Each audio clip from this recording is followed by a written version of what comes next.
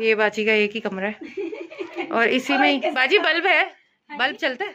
हाँ जी, वो भी किसी काम का नहीं है। इंशाल्लाह बाजी अल्लाह देगा।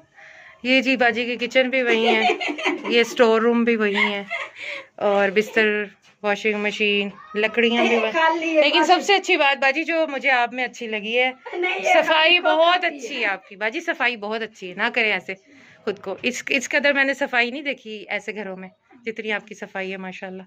अच्छा जी बाजी को इफ्तारी पेश करते हैं और ये देखें बाजी का सेहन, कोई सीवरेज का इंतज़ाम ही नहीं है, यहाँ से पानी भर के।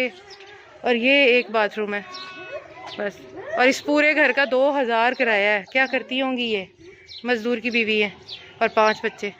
दरख्त बहुत प्यारा है, फैबुलस। बाजी किस पौधे, क्या नाम है इस दरख्त का? कांटों वाला है कोई?